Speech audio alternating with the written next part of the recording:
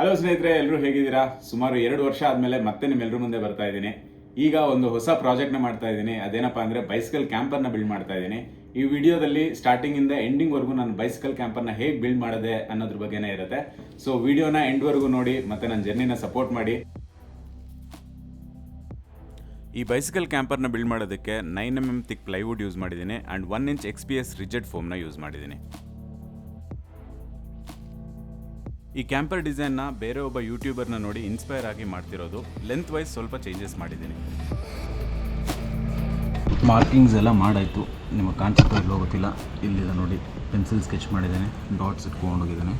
ಡೈಮೆನ್ಷನ್ಸ್ನ change ಮಾಡಿದ್ರಿಂದ ಸ್ಟಾರ್ಟಿಂಗಲ್ಲಿ ಸ್ವಲ್ಪ ಕನ್ಫ್ಯೂಷನ್ ಆಯಿತು. ಸೊ ತುಂಬ ಸರಿ ಮಾರ್ಕಿಂಗ್ಸ್ನ ಚೇಂಜ್ ಮಾಡಬೇಕಾಗಿ ಬಂತು.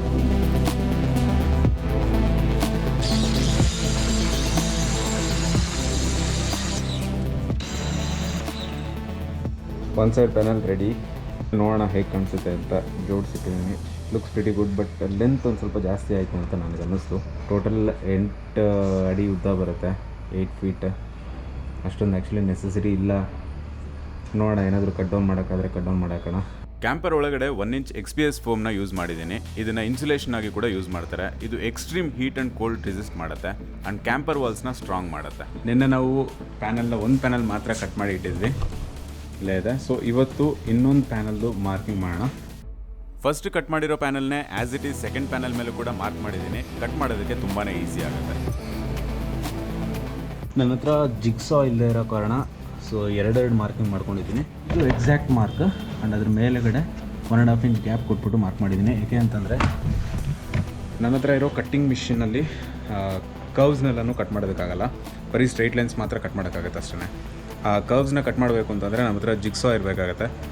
ಜಿಗ್ಸಾ ನನ್ನ ಹತ್ರ ಇಲ್ಲ. ಅದು ಒನ್ ಟೈಮ್ ಇನ್ವೆಸ್ಟ್ಮೆಂಟು, ಸುಮ್ಮನೆ ಒಂದು ಸರಿ ತೊಗೊಂಡ್ರೆ ಮತ್ತೆ ಯಾವತ್ತೂ ಯೂಸ್ ಆಗೋಲ್ಲ. ಸೊ ಅದರಿಂದ ತೊಗೊಂಡಿಲ್ಲ. ಇದನ್ನೇ ಕಟ್ ಮಾಡಿ ಲಾಸ್ಟಿಗೆ ಸ್ಯಾಂಡಿಂಗ್ ಮಿಷಿನ್ ತೊಗೊಂಡು ಸ್ಯಾಂಡಿಂಗ್ ಮಾಡೋಣ ಅಂತ ಅಂದ್ಕೊಂಡಿದ್ದೀನಿ. ಕರ್ವ್ಸ್ನೆಲ್ಲನೂ ಕ್ಲೀನಾಗಿ ಶೇಪ್ ಕೊಡೋಣ ಅಂತ. ಈಗ ನೆಕ್ಸ್ಟ್ ಸೆಕೆಂಡ್ ಪ್ಯಾನಲ್ನ ಕಟ್ ಮಾಡೋಣ.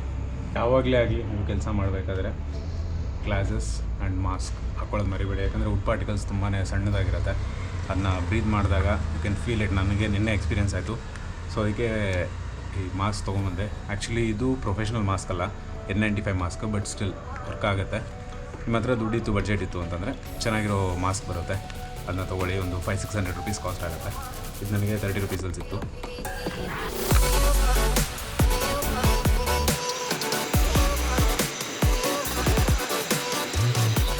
ಸೆಕೆಂಡ್ ಪ್ಯಾನಲ್ಲು ಕೂಡ ರೆಡಿಯಾಗಿ ಹೋಗಿದೆ. ಬಟ್ ಕಟ್ ಮಾಡಬೇಕಾದ್ರೆ ಒಂದೇ ಒಂದು ಕಡೆ ಸ್ವಲ್ಪ ಚಿಪ್ಪಾಗ್ಬಿಟ್ಟಿದೆ. ಬಟ್ ಫೈನ್, ಏನು ಮಾಡೋಕ್ಕಾಗಲ್ಲ. ಏನಾದರೂ ಫಿಲ್ಲಿಂಗ್ ಮಾಡೋಣ. ಅಲ್ಲಿ ಇವತ್ತಿಗೆ ಕಟಿಂಗ್ ಮಾಡಿದ್ದು ಸಾಕು, ನಾಳೆ ಬೆಳಗ್ಗೆ ಮಾಡೋಣ. ಇವಾಗ ಲೈಟಾಗಿ ಮಾರ್ಕಿಂಗ್ಸ್ ಇನ್ನೂ ಮಾಡಬೇಕಿದೆ. ಯಾಕಂದರೆ ಈ ಹೋಲ್ ಪ್ಯಾನಲ್ನ ನಾನು ಹಿಂಗೆ ಯೂಸ್ ಮಾಡಲ್ಲ. ಮಧ್ಯದಲ್ಲೆಲ್ಲ ಕಟ್ಸ್ ಬರುತ್ತೆ, ಡೋರ್ಸ್ಗೆ, ವಿಂಡೋಸ್ಗೆ. ಆ್ಯಂಡ್ ಎಕ್ಸ್ಟ್ರಾ ವುಡ್ ಏನೇ ಇರುತ್ತೆ ಅದನ್ನೆಲ್ಲನೂ ತೆಗೆದಾಕ್ತೀನಿ ನಾನು. ಅಲ್ಲಿಗೆ ಫೋಮ್ ಫಿಲ್ಲಿಂಗ್ ಬರುತ್ತೆ. ಆ ಫೋಮ್ ಫಿಲ್ಲಿಂಗು ಹೇಗೆ ಮಾಡೋದಿಲ್ಲ ಅಂತ ತೋರಿಸ್ತಾನೆ. ಹಲೋ ಗೈಸ್, ಇವತ್ತು ಕೆಲಸದಿಂದ ಬೇಗ ಬಂದೆ. ಸೊ ಅದಕ್ಕೆ ಅಂತ ನಾನು ಪ್ರಾಜೆಕ್ಟ್ನ ಮುಂದುವರಿಸ್ತಾ ಇದ್ದೀನಿ. ಇವಾಗ ಮಾರ್ಕಿಂಗ್ ಮಾಡ್ತಾ ಇದ್ದೀನಿ. ಸೊ ಇಲ್ಲೆಲ್ಲ ಮಾರ್ಕಿಂಗ್ ಮಾಡ್ತಾಯಿದ್ದೀನಿ. ಈಗ ಇಲ್ಲಿ ಈ ಪ್ಯಾನಲ್ಲಿ ಏನು ಮಾಡ್ತೀನಿ ಅಂತಂದರೆ, ಏನು ಮಾರ್ಕಿಂಗ್ ಮಾಡಿದ್ದೀನಲ್ಲ ಆ ವುಡ್ನೆಲ್ಲ ತೆಗೆದಾಕ್ತೀನಿ. ಯಾಕಂದರೆ ಇದು ತುಂಬಾ ಜಾಸ್ತಿ ವೆಯ್ಟ್ ಇದೆ. ಇಷ್ಟೊಂದು ವೆಯ್ಟ್ ಕ್ಯಾರಿ ಮಾಡೋದಕ್ಕೆ ಡೆಫಿನೆಟ್ಲಿ ಸಾಧ್ಯನೇ ಇಲ್ಲ ಅದು. ಸೊ ಅದಕ್ಕೆ ಎಲ್ಲೆಲ್ಲಿ ಕಟ್ ಮಾಡೋಕ್ಕಾಗುತ್ತೋ ಎಲ್ಲ ಜಾಗದಲ್ಲೂ ಕಟ್ ಮಾಡಿ ಬಿಸಾಕಿ ಅಲ್ಲಿ ಫೋಮ್ ಫಿಲ್ಲಿಂಗ್ ತುಂಬ್ತೇನೆ.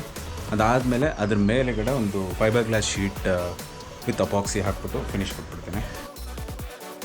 ಡೋರ್ ಎಡ್ಜಸ್ನ ಕರ್ವಾಗಿ ಕಟ್ ಮಾಡ್ತಾ ಇದ್ದೀನಿ. ಕರ್ವ್ಸ್ನ ಮಾರ್ಕ್ ಮಾಡೋದಕ್ಕೆ ಟೂಲ್ಸ್ ಯಾವುದೂ ಇರಲಿಲ್ಲ. ಸೊ ಲಂಚ್ ಬಾಕ್ಸ್ ಕ್ಯಾಪ್ನ ಯೂಸ್ ಮಾಡ್ತಾ ಇದ್ದೀನಿ. ಈ ಕ್ಯಾಂಪರ್ನ ಸೈಕಲಿಂದ ಟೋ ಮಾಡ್ತಿರೋದ್ರಿಂದ ಆದಷ್ಟು ಲೈಟ್ ವೇಟಾಗಿ ಇರಲಿ ಅಂತ ಎಕ್ಸ್ಟ್ರಾ ವುಡ್ನ ಕಟ್ ಮಾಡ್ತಾ ಇದ್ದೀನಿ.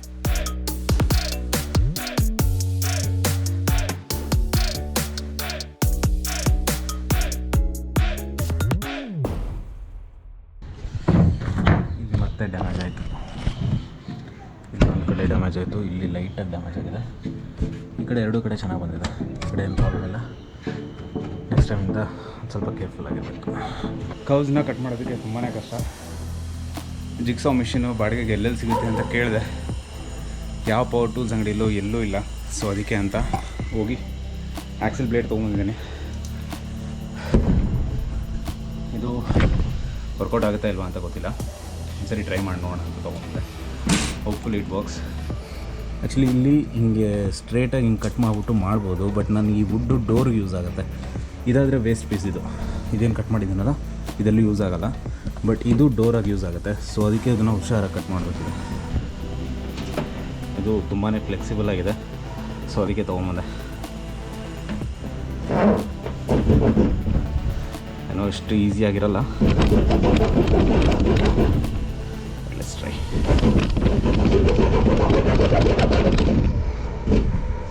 ಕಟ್ಟೆ ಆಗೋಯ್ತು ಇದು. ಆಕ್ಸೆಲ್ ಬ್ಲೇಡಲ್ಲಿ ಕಟ್ ಮಾಡೋಕ್ಕಾಗಲಿಲ್ಲ, ಅದಕ್ಕೆ ಕಟ್ಟಿಂಗ್ ಮಿಷಿನಲ್ಲೇ ಕಟ್ ಮಾಡೋಣ ಅಂತ ವೇಸ್ಟ್ ವುಡ್ ಮೇಲೆ ಕರ್ವ್ಸ್ನ ಕಟ್ ಮಾಡೋದಕ್ಕೆ ಟ್ರೈ ಮಾಡಿದೆ. ಅದು ಫೇಲ್ ಆಯಿತು. ಸೊ ಕಾರ್ಪೆಂಟರ್ ಹತ್ರ ಹೋಗಿ ಕಟ್ ಮಾಡಿಸ್ಕೊಂಡು ಬಂದೆ.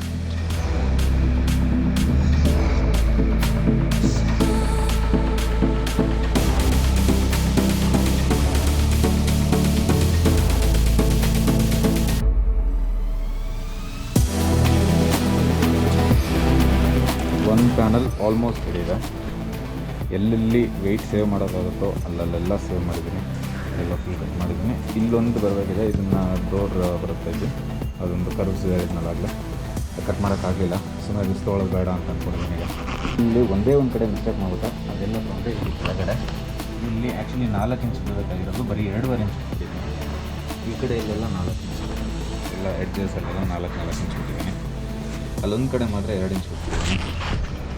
ಅಷ್ಟು ಗಮನ ಕೊಡಲಿಲ್ಲ ಅಲ್ಲಿ, ಇಲ್ಲಾಂದಿದ್ರೆ ಅದು ಕರೆಕ್ಟಾಗಿ ಬಂದಿರೋದು. ಪರವಾಗಿಲ್ಲ, ನೆಕ್ಸ್ಟ್ ಪ್ಯಾನಲ್ ಏನಿದೆ ಅದನ್ನು ಕರೆಕ್ಟಾಗಿ ಮಾಡಿ.